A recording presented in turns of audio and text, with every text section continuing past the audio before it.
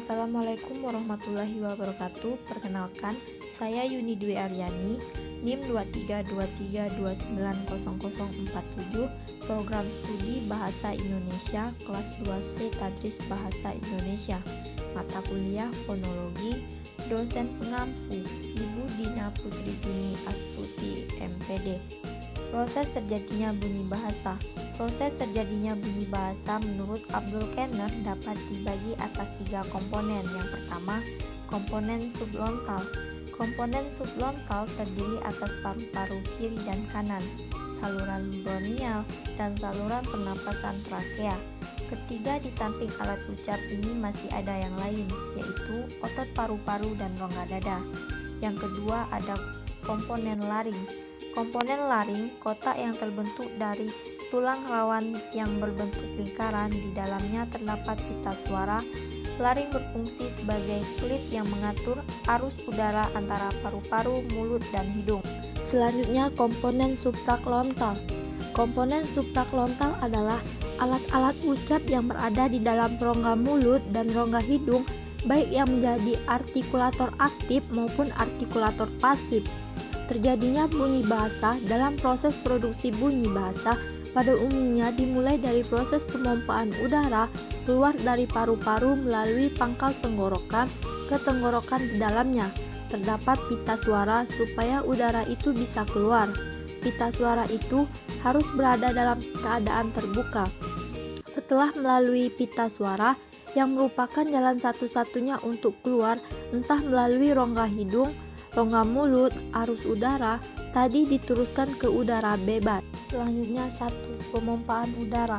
Terjadinya bunyi bahasa dimulai dengan proses pemompaan udara keluar dari paru-paru melalui batang tenggorokan ke pangkal tenggorokan yang di dalamnya terdapat pita suara. 2. Proses fonasi. Jika udara keluar dari paru-paru mengalami hambatan, udara akan melewati pita suara, menyebabkan pita suara bergetar dan menghasilkan bunyi. Selanjutnya 3. Proses ornasal. Bunyi keluar melalui rongga mulut atau rongga hidung. 4. Proses artikulasi. Sesudah melewati pita suara, tempat awal terjadinya bunyi bahasa, arus udara diteruskan ke alat-alat tertentu yang terdapat di dalam rongga mulut atau rongga hidung. Tempat bunyi bahasa tertentu akan dihasilkan. Tempat bunyi bahasa disebut dengan artikulasi dan alat digunakan disebut dengan artikulasi atau artikulator. Selanjutnya, nasalisasi.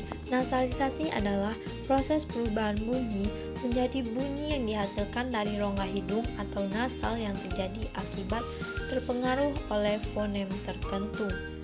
Nasalisasi terbagi menjadi 2. Yang pertama, nasalisasi fonem vokal atau konsonan yang bersuara. Contohnya, fasilitas memfasilitasi, andai mengandaikan, ompol mengompol, dan cinta mencintai. 2. Nasalisasi konsonan yang tidak bersuara. Contohnya, konsumsi mengonsumsi, taat menaati, sapu menyapu. Kesimpulan yang dapat saya simpulkan bahwa bunyi bahasa adalah satuan bunyi yang dihasilkan oleh alat ucap manusia yang di dalamnya fonetik diamati sebagai fon dan di dalam fonem sebagai fonem. Selain itu, kita dapat menyimpulkan bahwa pengertian huruf dalam kamus linguistik adalah tanda yang dipakai dalam aksara untuk menggambarkan bunyi manusia.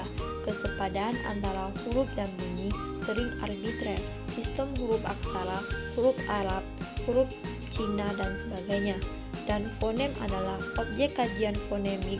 Fonem adalah satuan bunyi terkecil yang dapat membedakan makna kata dalam proses terjadinya. Terdapat 4 proses terjadinya bunyi, yaitu proses fonasi, proses mengalirnya udara, proses artikulasi, dan terakhir proses oronasal. Baik, cukup itu saja yang dapat saya sampaikan. Saya akhiri, wabillahi taufiq wa hidayah. Wassalamualaikum warahmatullahi wabarakatuh.